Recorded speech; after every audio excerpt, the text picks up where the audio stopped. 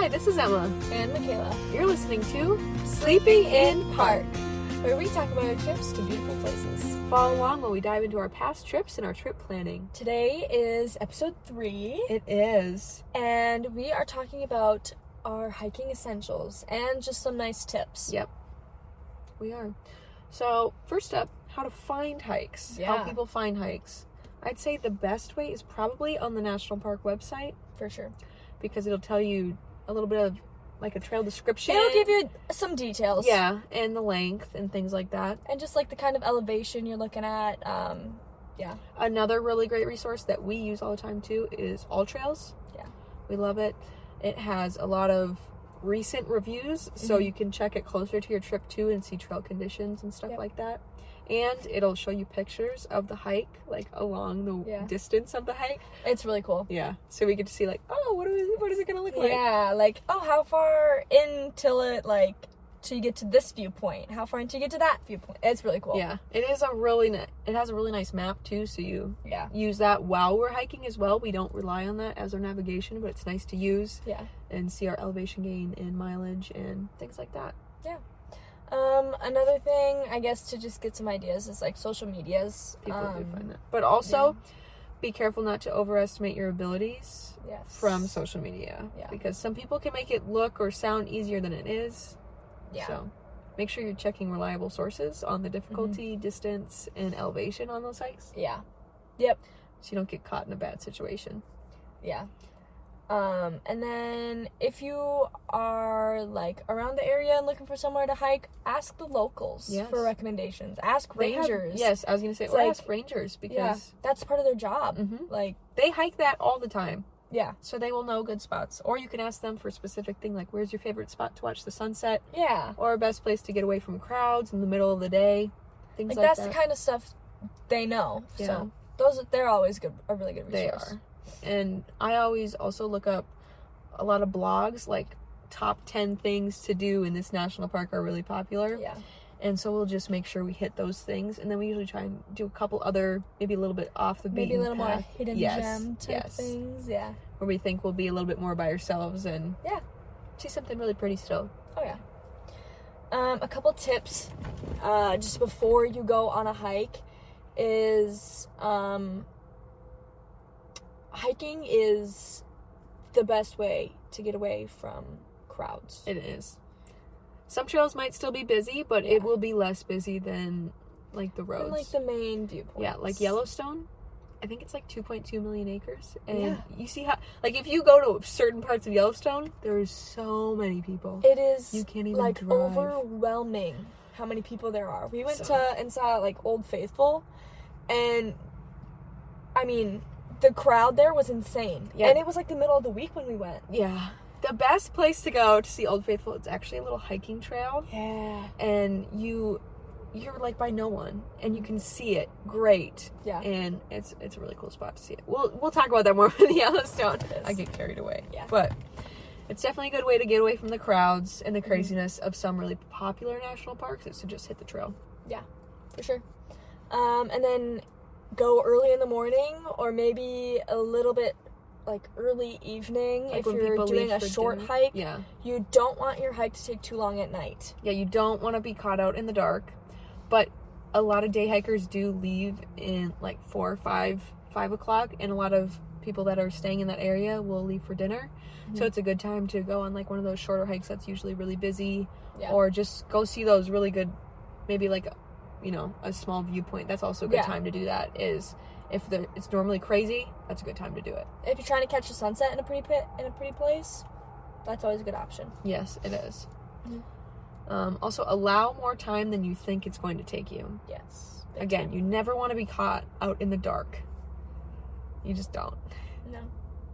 No. Let somebody know your rough plan and a backup plan. Whether it's a loved one or call the let a ranger know, or leave a note on your windshield. On your dash. I thought was a really cool tip, actually. Because then if you're like, I'm planning to be back by 3 and you don't have cell service to call someone or let someone know, you can say, this is where I'm going, this is my backup plan, but make sure you actually go there, or if that is your backup, like, don't go somewhere else then. No. Because then like, the follow Rangers... your plan. Yeah. Like, help yourself in the situations like that. But then if something does happen and someone calls into the ranger station, the Rangers can see that, and they can have a better chance of finding you and quicker, make it as easier. well. Yes. Yeah. Make sure to check current trail conditions and the weather. Just be aware of the day. You can also call ranger stations for that, or they have phone numbers, because especially in like the Utah area where there's a lot of slot canyons, you need to make sure you're really checking the weather. Along with in the mountains, you don't want to be caught in a thunderstorm. No. 14,000 feet up in the air. But slot canyons also, they can have flash floods. So people got to be careful of that. Make sure you call rangers and check on the trail condition as well as the weather. But you don't need to call the rangers to check the weather. Just the trail condition. Yeah. And then as you're going on hikes, take into account the elevation gain. I don't think, well, I guess we've never really run into a ton of elevation gain issues or elevation sickness. We haven't had elevation sickness, but that is something that you guys need to be aware of. Is the first day you, like, if you're, what's our elevation in Minnesota, like, flat? Flat. Less than 1,000 feet. And if you go to Colorado where it's 14,000 or 13,000 feet that you're just driving on these roads, you should probably hang out there for a day, drink lots of water, rest, eat good food, and then go on a hike. Don't go on a super long hike. Like, the first day you get there, you just pull up and you go on a 10-mile hike in Colorado. You need to adjust to the elevation. Yeah. Minnesota's elevation is 1,200 feet. Hey, we're pretty close. And also Average. pay attention to elevation change on hikes if you're not used to that, and if you live somewhere flat where there's like no elevation change. Yeah. And then you go somewhere with a hike with like 2,500 feet. That's something to just take into account. It is. And know your own limits. Yeah. That's a big one, I think, is know your own limits. And your own abilities. Don't hurt yourself on a hike. Don't push yourself too hard and end up needing to be hauled out or rescued or whatever. You know, don't. Just think smarter before you go. Do a lot of research on the hike. If people say that, some people might not even say it's strenuous. That's why the National Park website sometimes is better at that. Because everyone's abilities are different. So just make sure you're looking into what elevation gain you're comfortable with and what distance you're comfortable with and things like that. So, like, being from Minnesota, you're not going to run into a whole lot of elevation change here or anything like that. But we do, well, I guess this year we've started to train a little bit for... We've been training hard. We've been training, working out for some of our hikes that we're going on this year, because we are going places where... longer hikes. It is longer hikes, a lot of elevation and we want to make sure, one, that it's safe, and two, that we're comfortable, so we're still enjoying the hike, so we're not like dying while we're just trying to see a pretty place. Like, so we want to enjoy it while we're there. We have been doing specific workouts to help get our bodies in shape to better climb elevation. Yes. Mountains, things. Yeah. So that's also something to consider. You can easily find workouts to do if you're looking into hiking. Oh, yeah. Longer hikes or more strenuous hikes. Oh, yeah, for sure. So a lot of the rescues actually happen because people will overestimate their abilities. Or they don't have enough information, too. Yeah. So fatigue or physical condition is the number one reason for search and rescue in national park sites. So if you're insufficiently informed or you have a bad judgment call, so overestimating your own ability, basically. Yeah. Don't have enough water, or you don't do enough research on the hike before you go.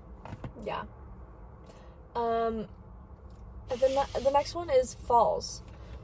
Don't be walking on the edge of a cliff, guys. Don't be dumb.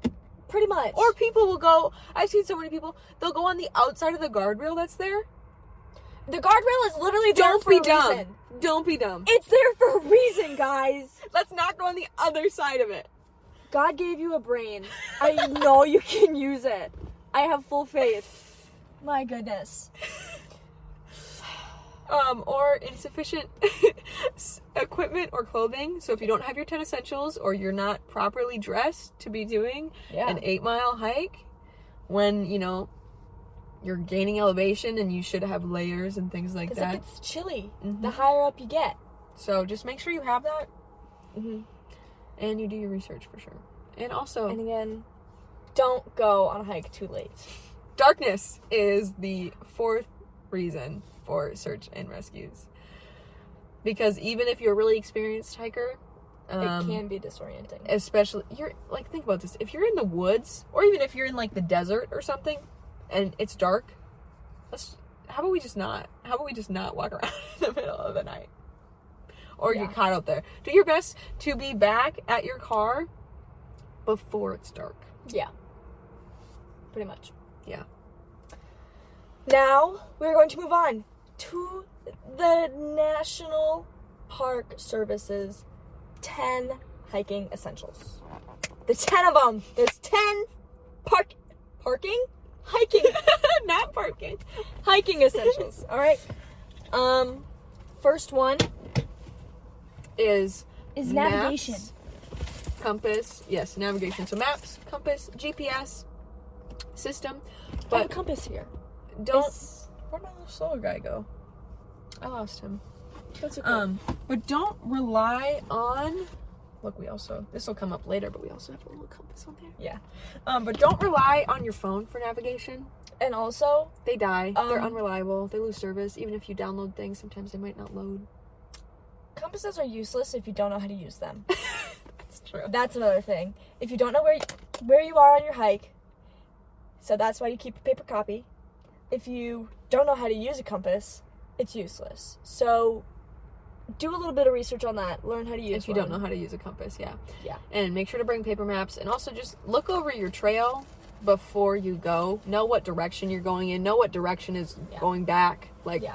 Just it takes like 10 minutes. And then in case anything happens, you're fine.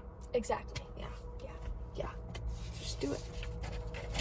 The next thing is sun protection. I didn't bring a hat. Oh. Do you have another one? Oh my goodness, I do. Stop it. Totally do. I usually have a hat in my car. What the heck, Michaela?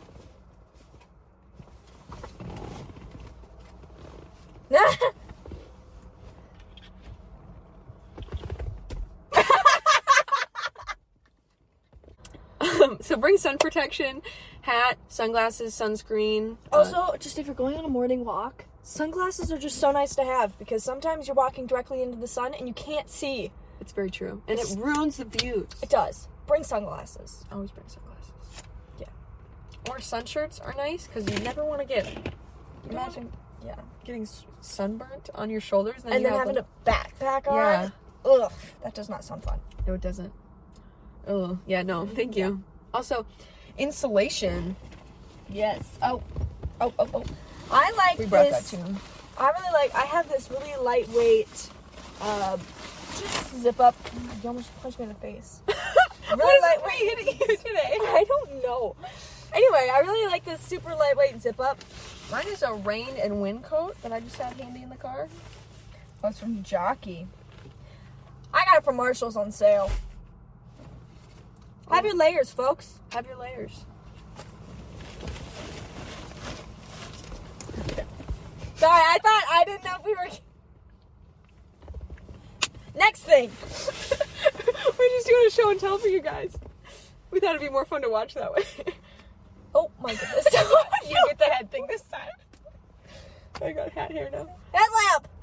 Oh, this one's got red. Whoa! Then it went even brighter.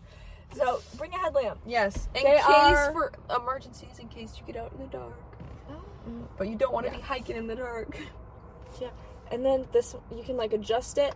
Mm-hmm. And then they're also just brighter Then than a you normal flashlight. never typically. rely on your phone for a flashlight either. Never rely on it for light. No. Batteries die. It doesn't Always work. bring extra batteries for these guys Yes, too, just that's in Always case. very smart. Just in case. Okay, that's coming off now. Next thing is a first aid kit, according to American Red Cross. I don't actually know if this one's an American.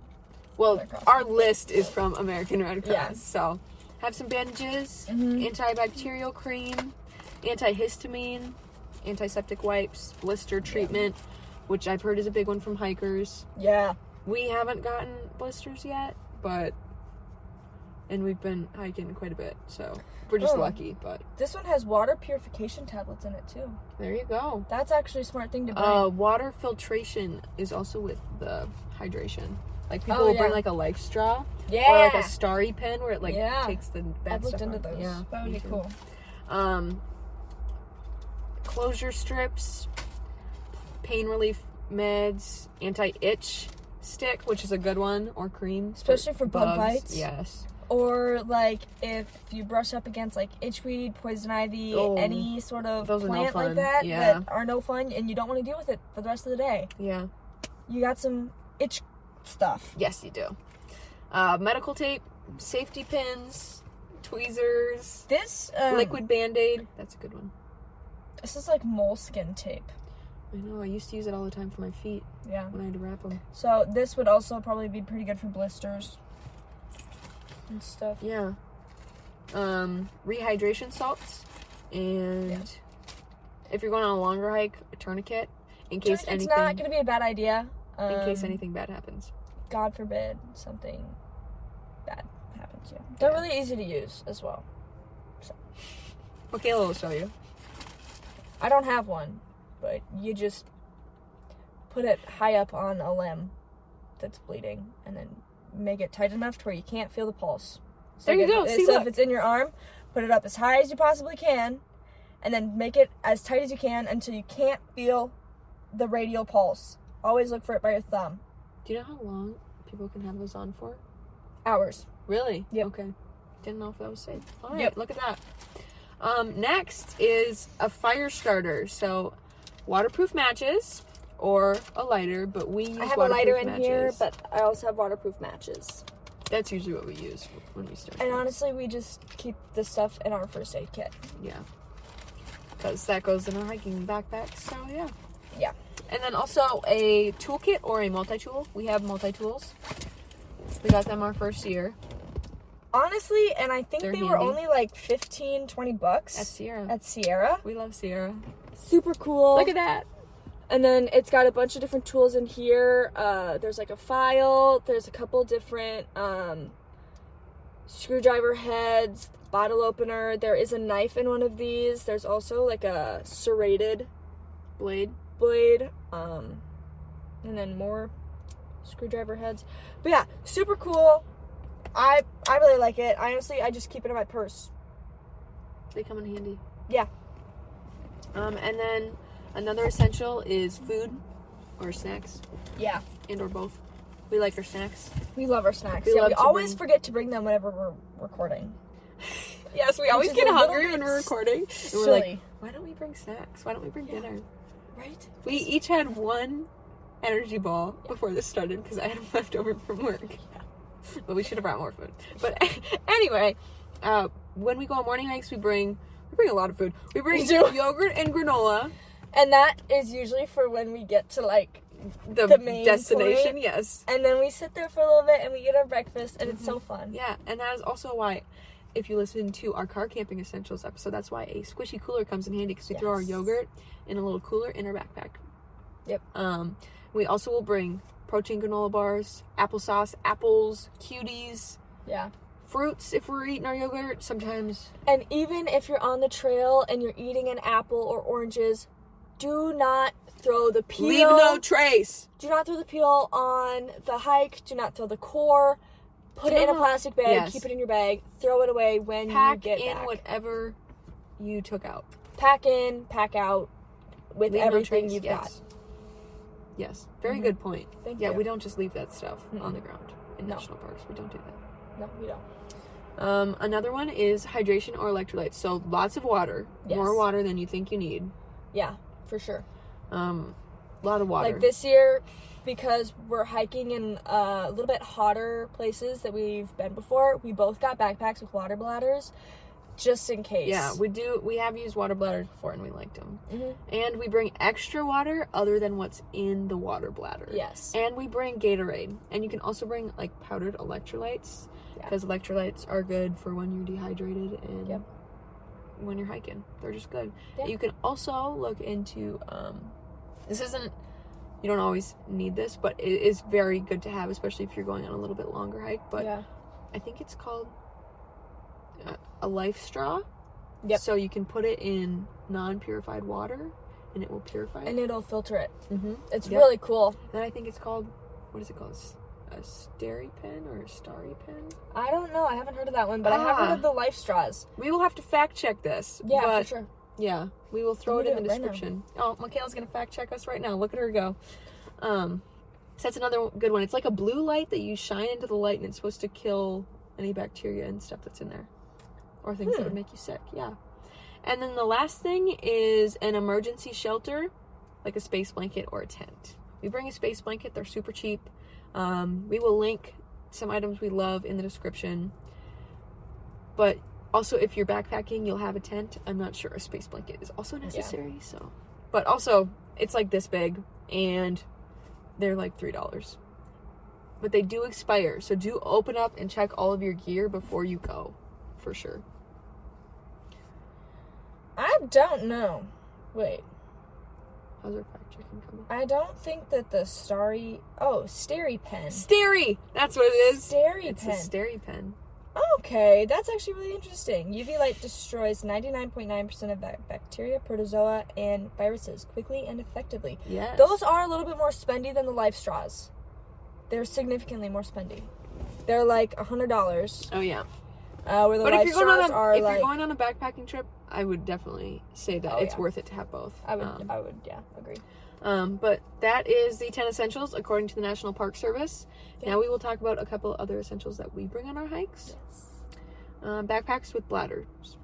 We love them. It's just convenient for us. We just like it. We know some people don't, but I think it's fun.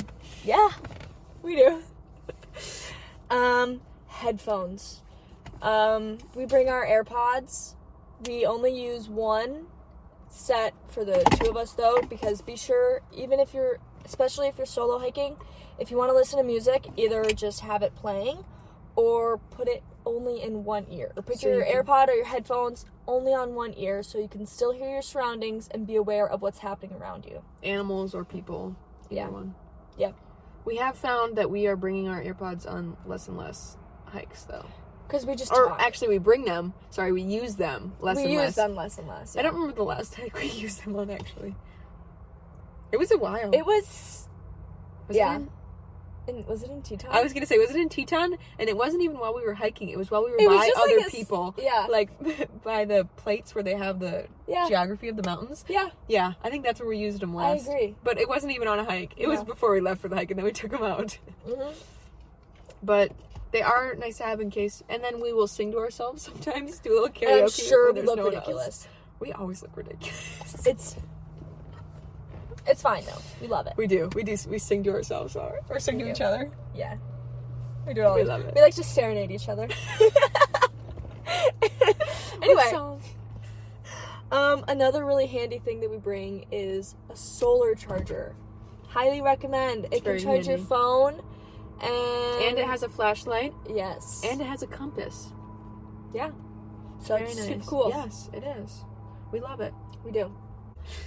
Another thing that we like to use is bug spray. We usually will just spray it before we leave for a hike. But it is a handy thing to bring with if it's a longer hike, or I don't know. What if it rains and then kind of the mosquitoes come out? Yeah. Nobody wants to deal with that. Yeah, no one wants to get bit the whole time they're trying to hike. That's no fun. Yeah.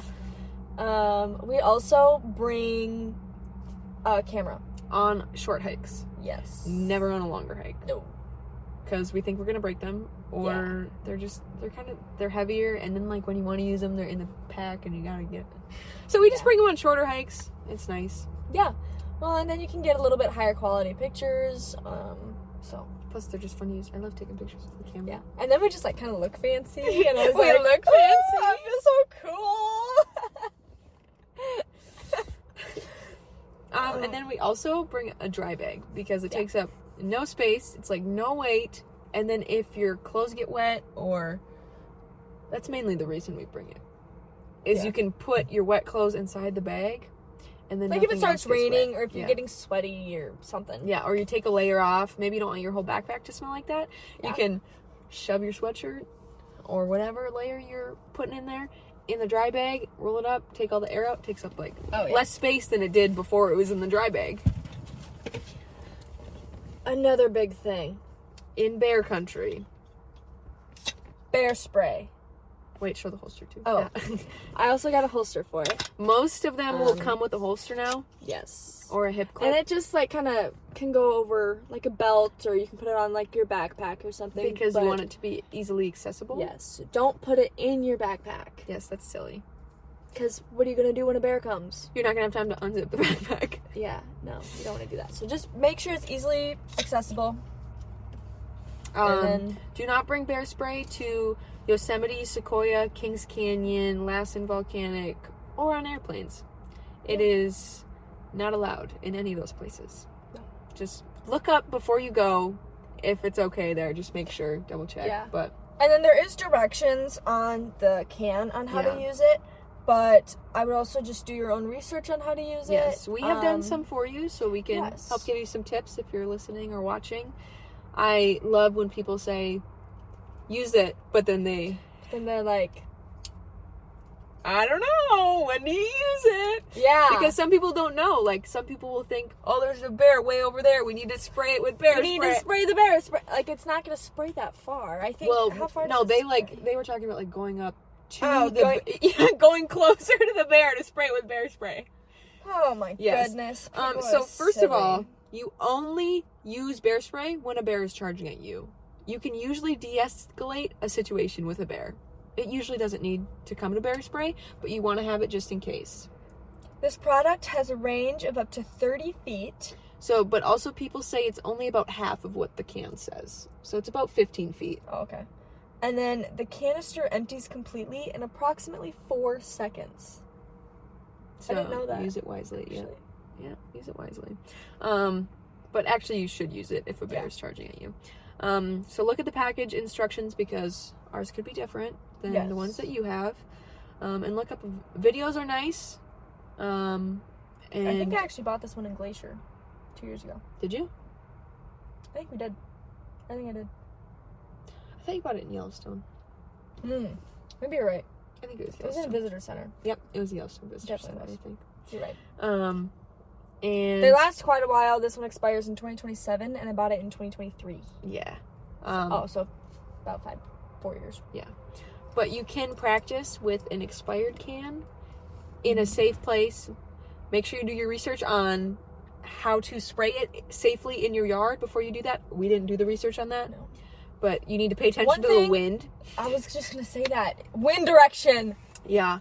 But basically, you remove the safety clip. So it's this when a bear is charging at you, remove the safety clip. So place your thumb in front of the curled part and pull back. I'm not going to do that in here. But imagine if we bear sprayed ourselves in the car and got it on video. Yikes. Anyway, so you pull this plastic piece out, and I can pull it out a little bit just to. Well, I think they can see. I think they can see. I got scared. Maybe I won't. And then there's this little black lever in here that you push down. So and it you pull back, and then also make sure to firmly hold the canister to make sure it doesn't tilt up when you're spraying it. You want to spray it slightly downward towards the front of the charging bear, towards their mouth, nose, eyes area, because that's where it'll affect them.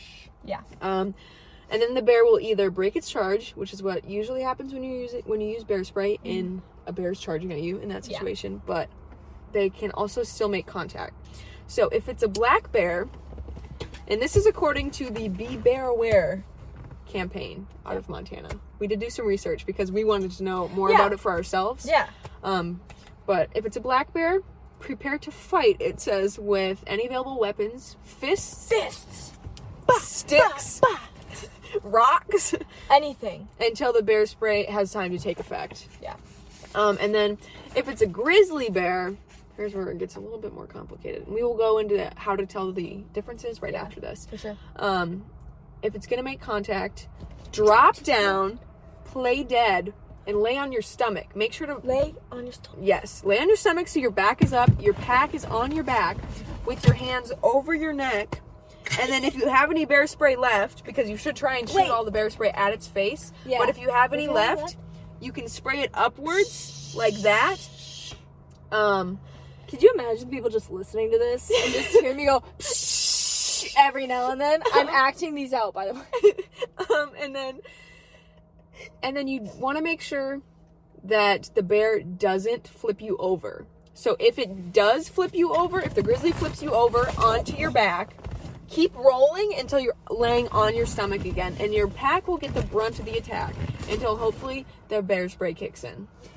And the reason you don't want to be caught on your back, vital organs are right there. Yes, that's why. But do your own research, because we learned more doing our own. We just wanted to give you a little bit of taste in case people don't follow advice and don't go do their own research. Then at least you know a little bit more than you did before. But if you're going to be hiking in bear country, you really should look into it. But brown bears can be black and black bears can be brown. So it doesn't matter the color of them. The color doesn't really tell you a whole lot about the bear itself. Yeah. You should. It's physical traits that'll tell you the difference. So brown bears can be black and black bears can be brown. The color does not define the type of bear. So brown bears, their ears are harder to see. They're more like little teddy baby. Like tucked in. Yeah, they're little teddy bear baby ears, kind of. Yeah. And they have a very pronounced shoulder hump. So Michaela and I learned the difference between the bears by their ears. Yeah. But we really should have noticed the shoulder hump. Because how would... Yeah. It's very noticeable. Yes. And they're typically larger. Yeah. And then black bears will have taller, more defined ears, I guess. Pointier? Yeah. They have no shoulder hump, and they're typically significantly smaller. They still can be big, though. So look at all characteristics. Bears in general are just kind of large, they're kind of large animals. But black bears are smaller than brown bears, or like a grizzly bear. Yeah. And then here are some bear safety tips we got off of the National Park Service website. So we hope you never have to use your bear spray, because I've heard a lot of people that have hiked a lot in bear country have encountered bears multiple times and never have to use bear spray because they're able to de-escalate it. But some bear safety tips, according to the National Park Service, you want to make sure you don't surprise the bear. Yeah. So pay attention to your surroundings and be a noisy hiker.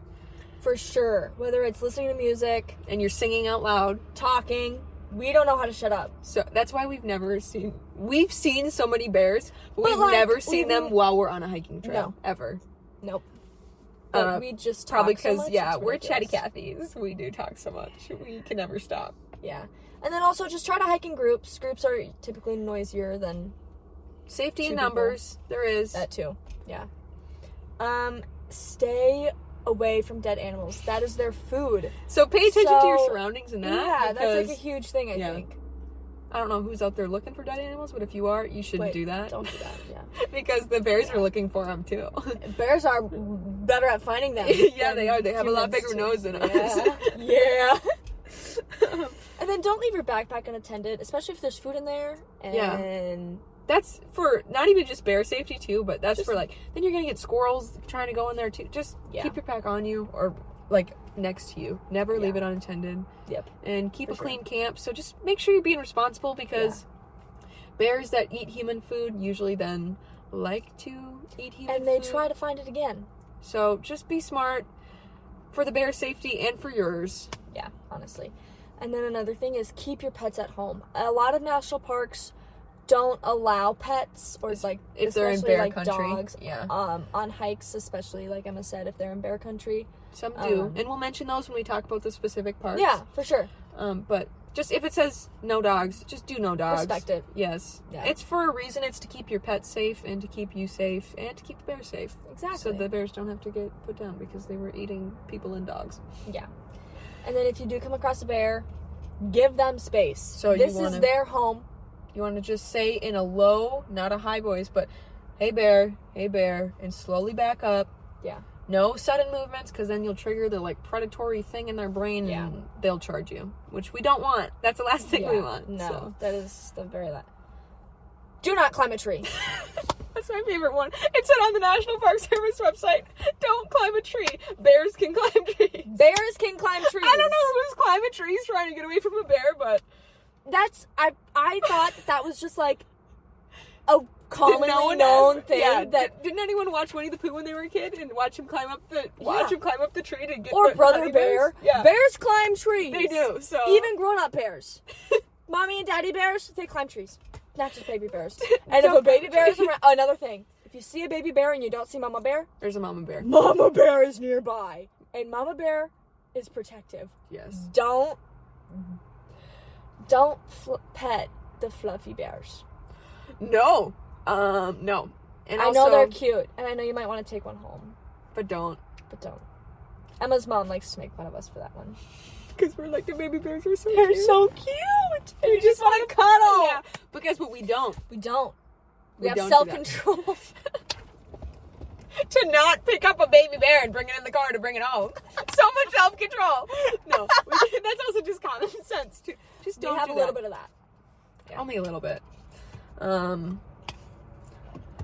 But also you want to make sure you stay calm, which you never know how you're going to react in those situations, I feel like, until you're in them. Yeah, I think that's a big So thing. I think do more research on your own, because I think the more ways The more you can prepare yourself Yes. for a situation like that, the more calm you'll be in a situation if you are in that. Yes. God forbid. Yes. Hopefully not, but Yeah. like we said, usually you can de-escalate situations with bears too if you have done your research and you know what to do. Yeah. So you want to make sure that you look into it on your own as well. But Yep. we're trying to give you something in case you don't look into it, that maybe you heard it once and it'll stick in there. Hopefully it'll stick But- if you come across a situation like that. Yeah. Yeah.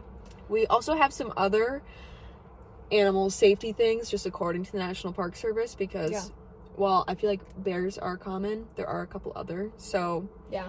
mountain lion, also very We've been rare. very lucky. We haven't, well, I guess, Mountain lions are a lot more rare than bears. yeah. Like to I think see. they're just more rare in general because we haven't. Well, yes, but I also think they're more rare to see. Like I That's what said, do you remember that one night we were on a walk and I was like, don't be scared. We'll see the bears.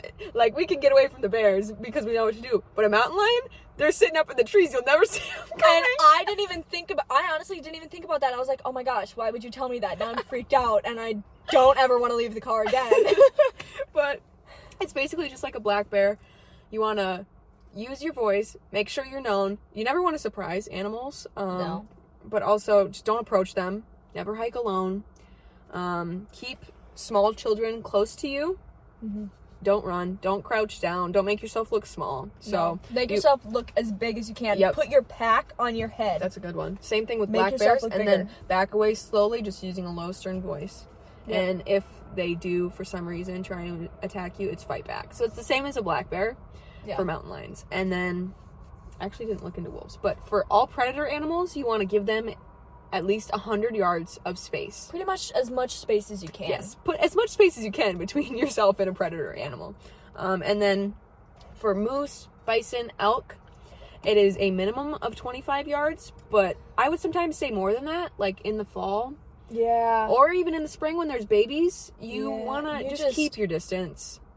Yeah. And don't be dumb. There Yeah. was one story of someone picked up a baby bison because they thought it looked cold in a national park, and they had to euthanize the baby bison because the herd wouldn't take it back. Yeah. Also, people get your attacked scent- by bison. Your because- scent will stay on Yeah. the animal. Yeah, and so then just it don't won't get touch back wild accepted. animals. But also, people get attacked by bison because they try and take bison selfies or buffalo selfies. Which is just dumb. Don't do that. No, Use come your brain. on. Again, God gave you a brain. Use it. Please. But it is said if you get caught in a situation, you want to back away slowly from those animals. And for a moose and a bison and an elk, you duck behind a tree or a large object if they're charging you. I don't know if they can't Also, just get around or what, but that's what the Moose national parks are so much faster than you think they are. Yeah, so you don't It's want to scare a insane. moose. No. Moose generally don't like just attack people, but Yeah. you also don't want to surprise them and be like right up next to them Yeah. because they do want their own space. We actually have a couple good moose stories. We do. We've seen a lot of moose. We have. Which is actually really cool. Yeah, it is really cool. I love being able to see moose. Moose are so beautiful. They are. And they're just Yeah. Just chilling. Yeah. But The way they we drink kept our water distance. We really stayed away funny. from them. Yeah. We were smart. Mm-hmm. Yeah. And we remained fairly calm, actually. There's a picture of me. Well, that's because one surprised us, and then we just Yeah. we walked away slowly. We just kept walking away. Yeah. But I didn't know it was there, and Emma was taking a picture, and you can kind of see my face, and it's hilarious. It was after we were walking away. Yeah. And I felt like, we're okay now. I took a picture, and Michaela looks at it, because it had this giant rack, and Michaela's face is... It was so funny. She's like, look at that thing! They're so cool, though. They are. Yeah. But a lot of wild animals are cool. We love to see them. We do. But we also love to keep our distance from them. Yes. Because big time. one, we're also in their space. Yeah. And How would you like it if their someone habitat. came into your house? Respect their home. I wouldn't like it. Yeah. No. So. Yeah. Yeah. That's pretty much all we Yeah, got, I yeah. think, for our hiking tips, the essentials, and then just some, Animal Animal safety for when you're safety. out on the trails. Yeah. yeah. Pretty much just use your common sense, honestly, is That's basically I think what it is. it is. I guess some there's a people couple don't. tips and tricks to... Well, for like if an animal's gonna attack you, it's good Yeah. to know. But that's very rare, just so you know. It's not Yes. common to be attacked by wild animals, but Yeah. in the rare case that it does happen to you, it's good to know those things and be prepared. Yes. Because Big time. it could save your life too. Same with the 10 essentials. Yeah. Save your life. So let's be smart out there. I'm gonna say it. I said it probably twice. I'll say it again. God gave you a brain. Use it. I know you can do it. I have faith. We hope you enjoyed this episode. Yeah. Thanks for listening. Please like, share, and subscribe to Sleeping in Park.